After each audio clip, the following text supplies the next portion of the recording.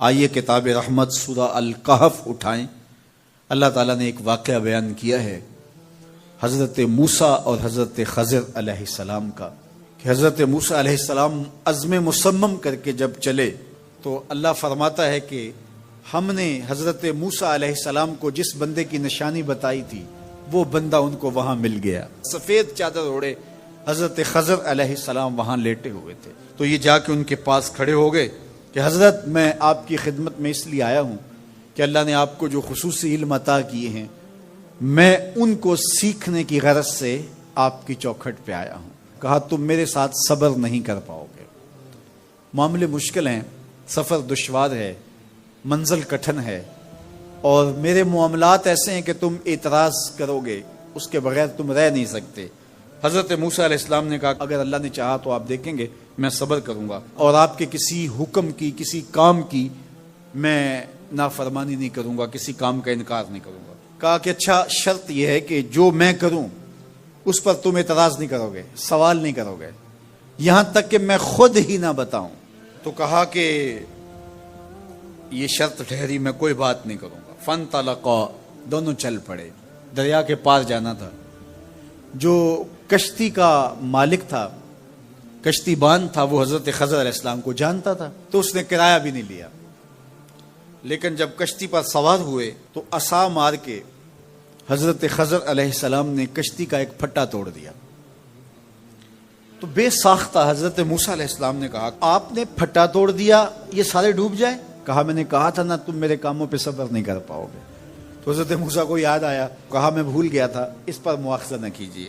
پھر دونوں چل پڑے، بچے کھیل رہے تھے، ایک خوبصورت لڑکا وہ بھی بچوں میں کھیل رہا تھا۔ حضرت خضر آگے بڑھے اور اس کی گردن مروڑ دی، اس کو قتل کر دیا۔ صاحب شریعت تھے حضرت موسیٰ علیہ السلام، نہ رہ سکے، پھر بول پڑے ایک جان کو بغیر کسی جان کے بدلے میں قتل کر دیا، اس نے گوایا کیا تھا ہمارا؟ آپ نے بہت ہی جو ہے وہ غلط کام کیا، یہ کام اچھا نہیں کیا آپ نے۔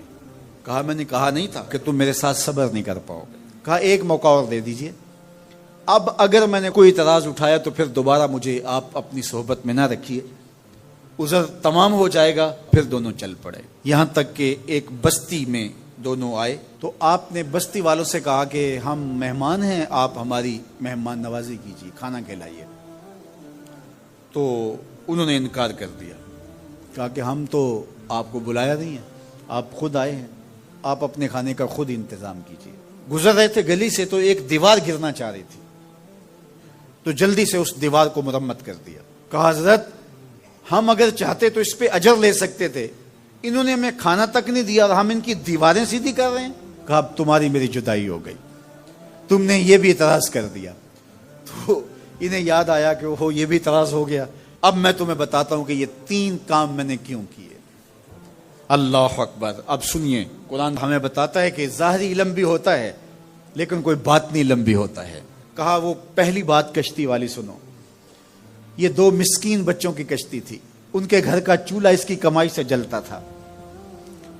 دریا کنارے کنارے ایک ظالم بادشاہ رہا تھا جو لوگوں کی کشتیاں چھین رہا تھا، ہم نے تھوڑا سا عیب لگا دیا، وہ ٹوٹی کشتی چھوڑ کے چلا گیا۔ اب وہ تھوڑے سے پیسے لگا کے کشتی مرمت کرا لیں گے، گھر کا چولہا جلتا رہے گا، بتاؤ اچھا کیا یا برا کیا؟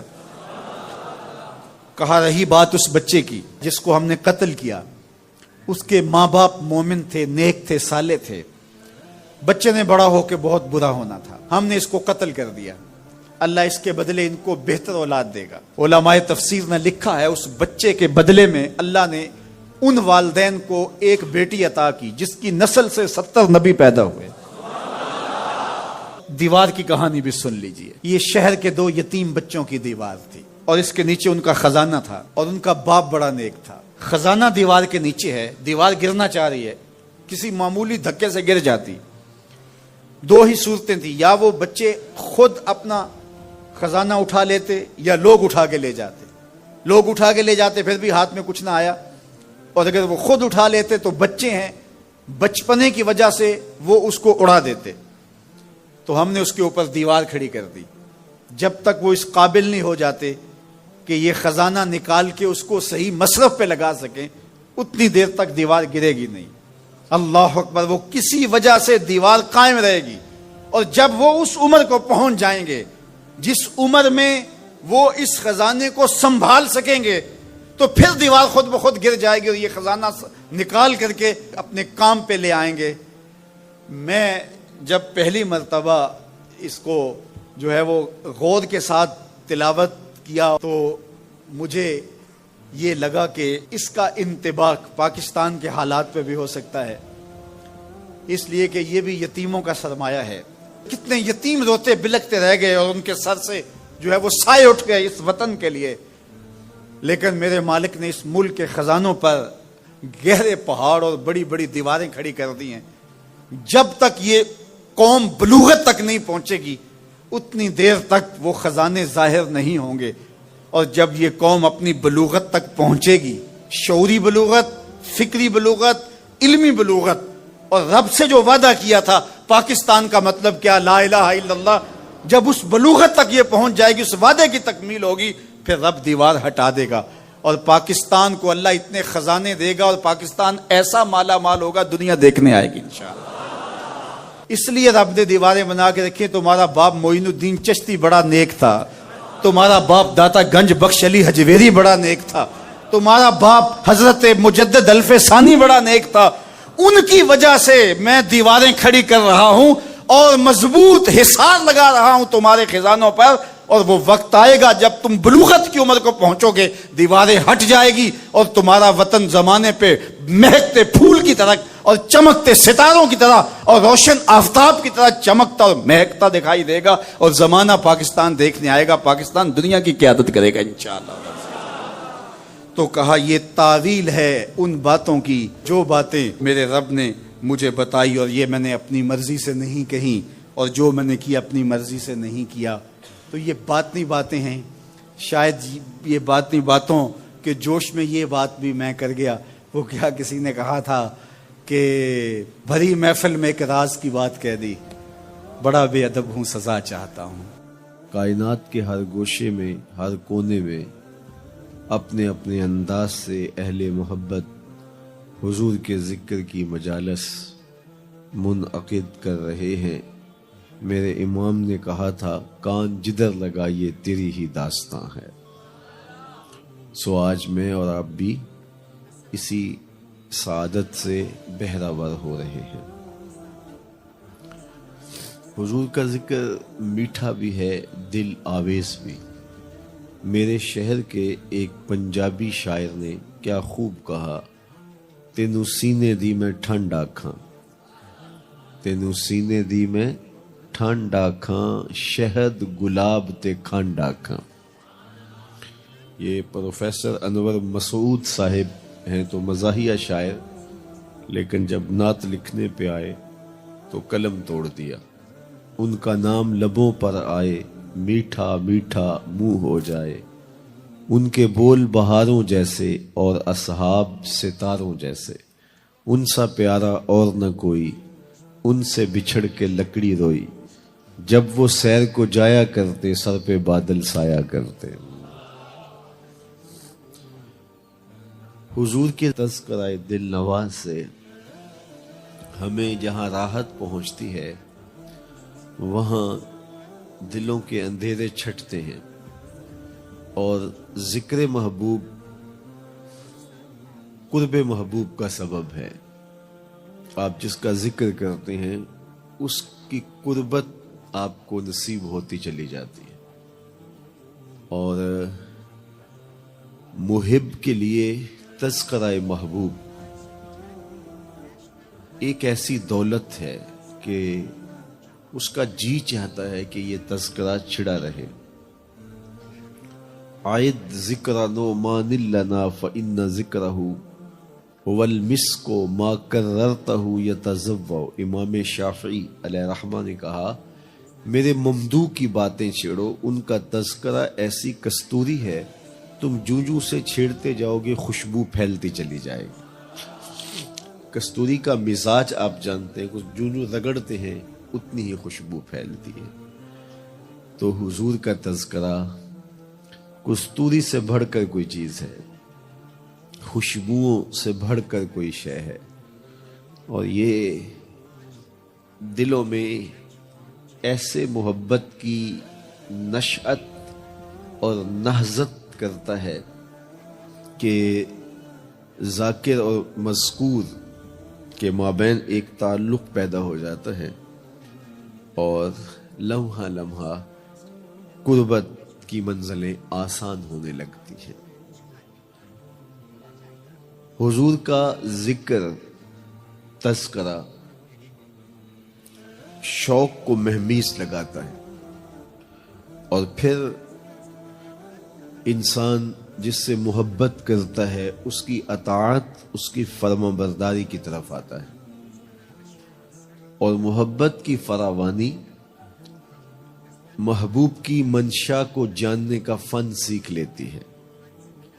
ایک تو ہوتا ہے محبوب کوئی حکم دے اور اس حکم کو مانا جائے، یہ بھی بہت بڑی بات ہے، لیکن جب محبت فراواں ہوتی ہے تو محبت ایک اپنا جہاں رکھتی ہے، محبت کی ایک اپنی سمجھ ہوتی ہے، محبت کا ایک اپنا وجدان ہوتا ہے، اپنی کیفیت ہوتی ہے۔ محبت جان لیتی ہے کہ میرے محبوب کی مرضی کیا ہے، میرے محبوب کی منشا کیا ہے، پھر محبوب کو حکم دینے کی ضرورت نہیں ہوتی۔ محب محبوب کی محبت کے سانچے میں خود بخود ڈھل جاتا ہے۔ اللہ ہم سب کو حضور کے بتائے ہوئے طریقے کے مطابق چلنے کی توفیق دے، ایسی زندگی بنے کہ ہم دور سے محمدی پہچانے جائیں، دور سے مصطفی پہچانے جائیں، حضور کے غلام ہونے کی صورت میں پہچانے جائیں۔ اللہ آپ کو سلامت رکھے، اپنی امان میں رکھے، اقبال کے سارے کلام کا رس نچوڑے تو جوس یہ نکلتا ہے کہ محمد سے وفا تو نے تو ہم تیرے ہیں، یہ جہاں چیز ہے کیا لوح و قلم تیرے۔ مختلف زمانوں میں مختلف حکمرانوں نے اور آیان اقتدار نے یہ کوشش کی کہ ہم لوگوں کو متشدد نظریات کا حامل بنائیں اور مختلف نظریات کے حاملین کو ہم ایک مذہب کا نام دے کر کے ایک معجون مرکب تیار کر لیں اور مذہب کی انفرادی جو شناخت ہے اس کو ختم کر دیا جائے۔ بر صغیر پاک و ہند میں اکبر نے دین الہی کے نام سے ایک نئے دین کا ڈول ڈالا۔ ہندو، مسلم، عیسائی اور دیگر مذاہب کے ماننے والے لوگ، ان سب کو ایک ہی مذہب کی لڑی میں پرونے کے لیے دین اکبری کی بنیاد رکھی گئی، جس میں سور کو حلال قرار دیا گیا، جس میں دوسری شادی کو حرام قرار دیا گیا، کچھ شرائط کے ساتھ زنا کا جواز نکالا گیا، گائے کے ذبیحے کی حرمت رکھی گئی اور بہت ساری چیزیں انہوں نے شراب کی حلت کو رواج دیا اور اس کی مخالفت کرنے والے کے لیے سخت سزائیں مقرر کی۔ اور اس کا یہ خیال تھا کہ میں بادشاہ وقت ہوں، اور اس وقت اس کا طوطی بولتا تھا اور بہت بڑی شہنشاہی اور راجدھانی کا وہ مالک تھا، تو کسی کو اس کے احکام سے سرے منہ انحراف کی جرت نہیں تھی۔ اور پھر علماء سو کا ایک گروہ اس کے ساتھ تھا اور اس نے اس وقت اپنی پوری راجدھانی کے اندر اپنے اس دین الہی کو نافذ کر دیا اور اپنے مقابل آنے والوں کو کاٹ دیا، اور کوئی نہیں کہتا تھا کہ جو ہے وہ اکبر کے اس الہادی فتنے کا مقابلہ کیا جا سکتا ہے۔ تو اللہ تعالیٰ جل شانہ نے ایک شخص کو کھڑا کر دیا جس کو مجدد الف ثانی کہا جاتا، اور وہ پوری قوت کے ساتھ الہاد اکبری کے خلاف کھڑا ہوا اور پوری جرت کے ساتھ اس نے نعرہ مستانہ بلند کیا، بادشاہ بے دین است اعتبار نہ دارت ملت ما جداگانہ است۔ بادشاہ بے دین ہے، اس کا کوئی اعتبار نہیں، محمد عربی کے دین کی اپنی الگ شناخت ہے۔ پوری قوت کے ساتھ کھڑے ہوئے، مقابلہ کرتے رہے، شیخ کو گوالیار کے قلعے کے اندر بند کر دیتا ہے، لیکن شیخ وہاں ہی تبلیغ دین کا کام شروع کر دیتے ہیں۔ ہمیں سجدے سے غرض ہے، جو یہاں نہیں تو وہاں سے۔ اور پھر کیا ہوا کہ وہ جہانگیر جو اپنے باپ کے اس مشن کو لے کے آگے چلنے کے لیے پورے عزم کے ساتھ کمر بستہ تھا، وہ اپنے دور میں ہی اس دین الہی کے خاتمے کا اعلان کرتا ہے۔ اب سلسلہ چلتا رہا، جب یہاں انگریز آ گئے اور انہوں نے ان پر تسلط جما لیا، تو اس وقت انگریز کو یہاں سے نکالنے کے لیے، ان کے انخلا کے لیے جو کوششیں کی گئیں، اس میں بھی پھر وہی مزاج لایا گیا، اور اینگلو انڈین علماء نے نہرو کے ساتھ کھڑے ہو کر کے، گاندھی کے ساتھ کھڑے ہو کر کے یہی نعرہ لگایا، ہندو مسلم سکھ عیسائی آپس میں سب بھائی بھائی۔ وہ جو نعرہ اس نے لگایا تھا اکبر نے، وہی نعرہ یہاں لگایا گیا۔ اور اگر مجھے کہنے دیں تو دہلی کی مسجد خیر الدین کے ممبر پہ گاندھی کو بٹھایا گیا اور اس کو رسول السلام کہا گیا، سلامتی کا رسول کہا گیا، اور پھر کہا گیا پاکستان کیا، پاکستان کی پے بھی نہیں بنے گی، اور یہ پاکستان نہیں پلیتستان ہے۔ تو زمانے نے پھر ایک شخص کو دیکھا جس نے المحجت المؤتمنہ اس زمانے میں لکھی، دوام العیش لکھی، 1912 کے اندر الگ اسلامی بینک کا تصور دیا، جس نے تحریک ہجرت کی اس لیے مخالفت کی کہ ملک یہ ہندوؤں کے سپرد کر دینا اور مسلمان یہاں سے نکل کے کمزور ہوتے چلے جائیں، اس لیے اس کی مخالفت کی۔ تحریک ترک موالات کی اس لیے مخالفت کی کہ یہ موالات ہندوؤں کے ساتھ جو ہے وہ مل کر کیے جا رہے ہیں، جو کہ مشرکین ہیں، اور مشرکین کے ساتھ ملنا ہمارا اسلام جو ہے وہ اس کی اجازت نہیں دیتا۔ زمانہ اس شخص کا نام ڈھونڈے تو اس کا نام امام احمد رضا خان فاضل بریلوی۔ تو یہ وہ شخصیتیں تھیں جنہوں نے ملت کی پاسبانی کی، جس نے اس قوم کی فکری بنیادوں کو مستحکم کیا اور اس قوم کے لیے یہ راستے جو ہے وہ کشادہ کیے، یہ راستے بلند کیے۔ آج یہ وطن ان لوگوں کی افکار پہ کھڑا ہے، ہمیں ان کے افکار کو، ان کے نظریات کو زندہ رکھنے کے لیے عملی کوششوں اور عملی جد و جہد کا ساتھ دینا ہوگا۔ یہ بات ذہن میں رکھیے گا کہ اللہ نے ہر دور میں انبیاء کے پاکیزہ وجود اور اولیاء صلحاء کے پاکیزہ وجود پیدا کیے، لوگوں کی ہدایت کے لیے، لوگوں کی رہنمائی کے لیے۔ ہر زمانے میں مختلف لوگ اللہ کے برگزیدہ بندے، اس کے مقرب بندے، اس کے قرب سے فیضیاب ہو کے مخلوق کو فائدہ پہنچاتے رہے۔ ایسا بھی ہوتا ہے کہ ایک چیز جس کی مارکیٹ میں ڈیمانڈ ہو تو اس کا 2 نمبر بھی دستیاب ہو جاتا ہے، تو اس کا یہ مطلب نہیں ہے کہ حقیقت کا انکار کر دیا جائے۔ آج لوگ بہت دھڑلے کے ساتھ ولایت کا، اولیاء کا انکار کر دیتے ہیں، اور اس کی مثال ان لوگوں پہ انگلی رکھتے ہیں جنہوں نے دکانیں کھولی ہیں اور طریقت کے نام پر دھبا ہیں اور داغ ہیں، مکر و فریب اور دجل و تلبیسات کے پلندے اور لوگوں کے جذبات سے کھیلنے والے اور لوگوں کے عقیدتوں کو سمیٹ کر کے اس کا دھندا کرنے والے لوگ اگرچہ موجود ہیں اور ہر دور میں موجود رہے ہیں، تو اس کا یہ مطلب نہیں ہے کہ حقیقت مفقود ہے۔ اگر کوئی جھوٹا مدعی نبوت ہو اور مختلف ادوار میں ہوئے بھی، تو کیا نبوت کی حقیقت کا انکار کر دیا جائے گا؟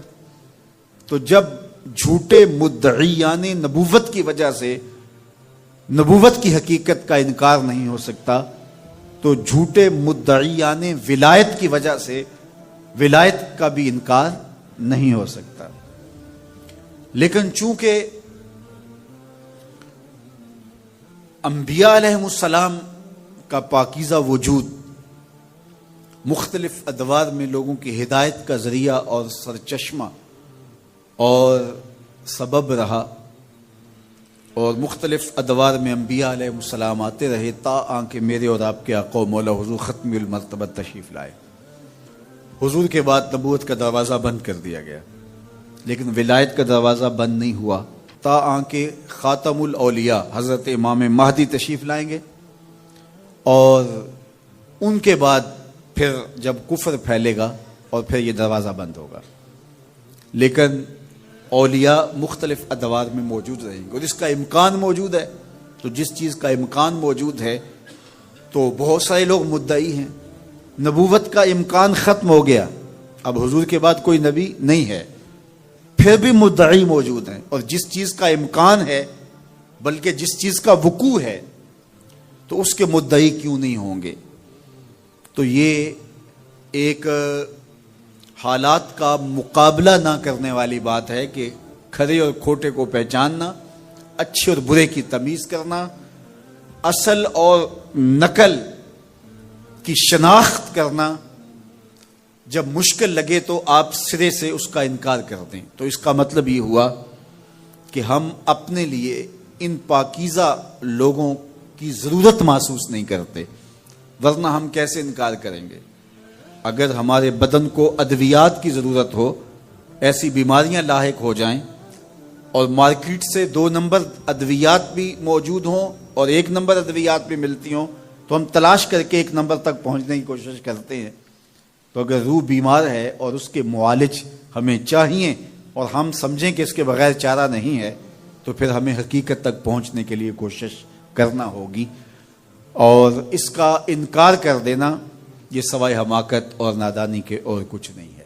رات کے اندھیرے میں اپنے گھر کا کوڑا اگر اٹھا کر کے ہم نے ہمسایوں کے گھر کے آگے پھینک دیا تو صاحب ہمسائے نے بھی یہی کیا، اس نے اپنے گھر کا کوڑا رات کے اندھیرے میں ہمارے گھر کے آگے پھینک دیا، اور سارے گلی کے لوگ ایک دوسرے کے گھر کے آگے کوڑا پھینکتے رہے، اور صبح ساری گلی جو تھی وہ کوڑے سے بھری ہوئی تھی، اور وہاں تعفن پیدا ہوا، وہاں بدبو پیدا ہوئی، وہاں مکھیاں اور مچھر پیدا ہوئے جو پلٹ کے ہمارے اوپر آئے۔ مسموم ہوائیں ہماری صحت کو بگاڑ دیتی ہیں، ہواؤں میں غلاظت گھل جاتی ہے، گندگی پھیل جاتی ہے۔ اس لیے ہمیں اس بات کا اہتمام کرنا ہوگا کہ ہم پورے معاشرے کو، پورے ماحول کو جو ہے وہ صاف کرنے کی کوشش میں لگ جانا چاہیے۔ تو میں اور آپ اس پہ غور کریں کہ ہمارے اسلام کا ہمارے نام کیا میسج ہے، کیا پیغام ہے۔ جو اسلام پیدا ہوتے ہی ہماری زندگی کا آغاز غسل سے کرتا ہے، اور پھر زندگی کا اختتام بھی غسل سے ہوتا ہے۔ دن میں 5 نمازیں ہیں اور ان کے لیے بار بار وضو کرنا ہوتا ہے، اور اگر حد سے اکبر لاحق ہو جائے تو فوراً ہمیں غسل کر کے اس کو دور کر کے پاکیزگی حاصل کرنے کی تلقین ہے۔ وَثِيَابَكَ فَطَهِّرْ، اپنا لباس پاک کرو، اس کی ہمیں تلقین کی گئی ہے۔ الطہور شطر الایمان، طہارت کو آدھا ایمان قرار دیا گیا ہے۔ کتنی بڑی بات ہے۔ آج ہم اپنے گلی محلے دیکھیں، اپنے کوچہ و بازار دیکھیں، اپنے اطراف میں پھیلی ہوئی گندگیاں دیکھیں، تو پھر ہمیں شرم آتی ہے کہ کیا ہم وہ مسلمان ہیں کہ جس مسلمانی کا ہم سے تقاضا کیا گیا تھا؟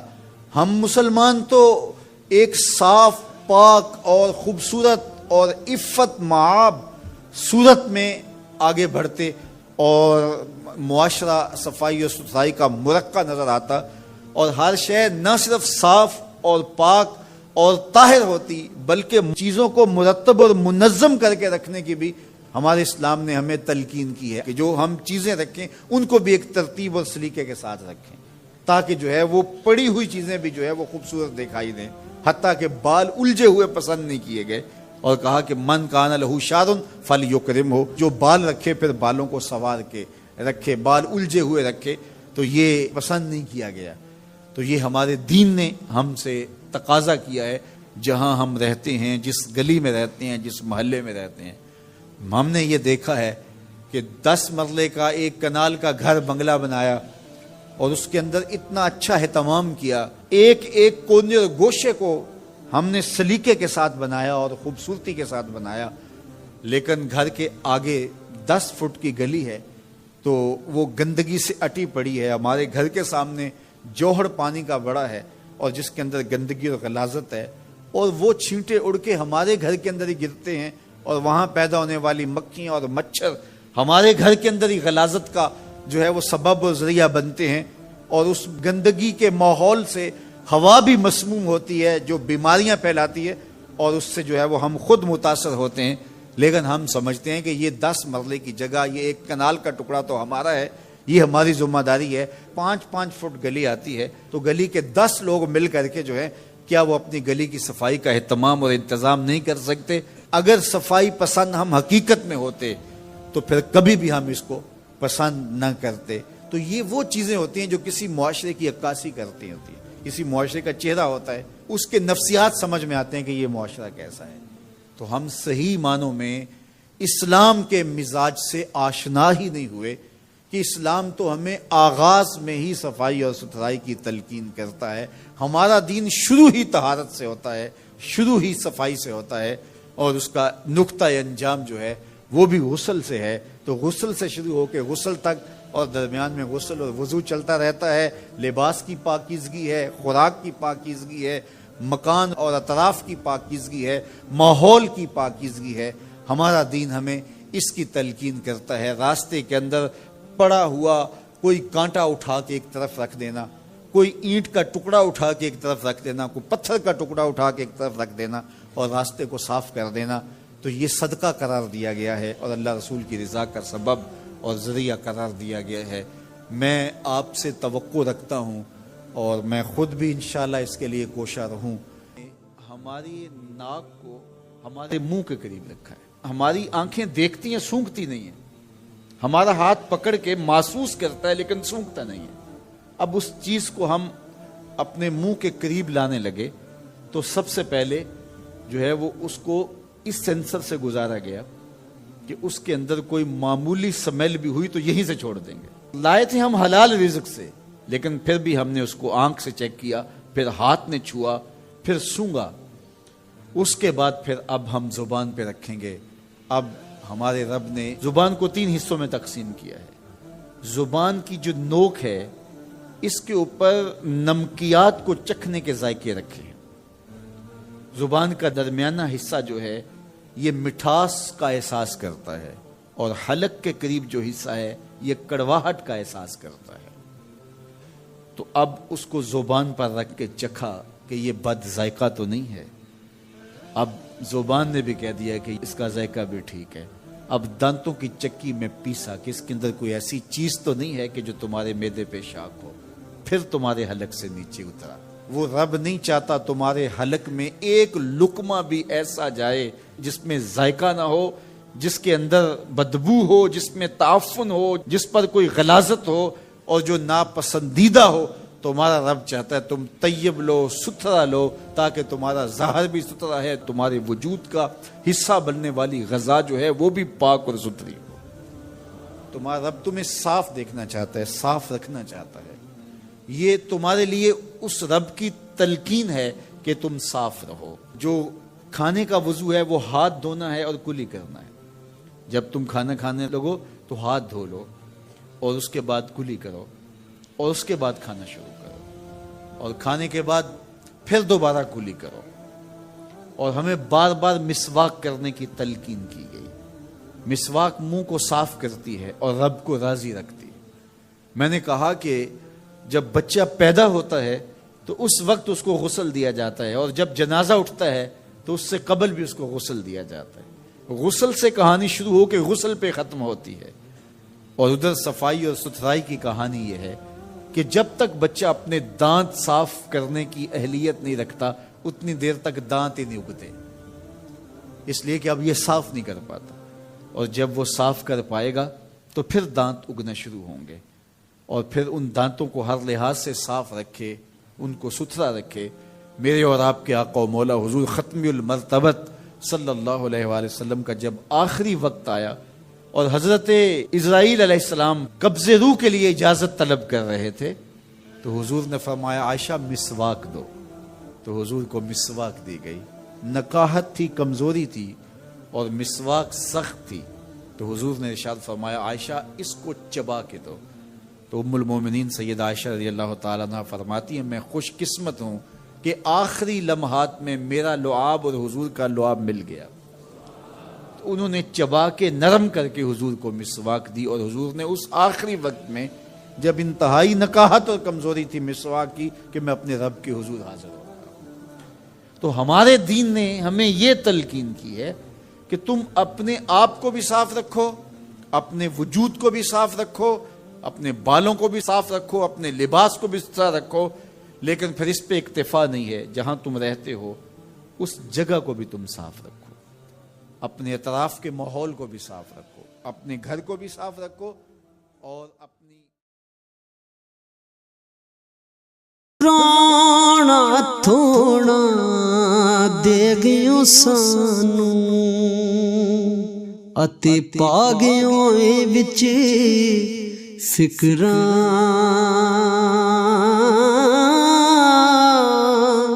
ਪਾਟੀ ਲੀਰ ਪੁਰਾਣੀ ਵਾਂਗੋਂ ਤੇ ਟੰਗ ਗਿਓ ਵਿੱਚ ਕਿਕਰਾਂ।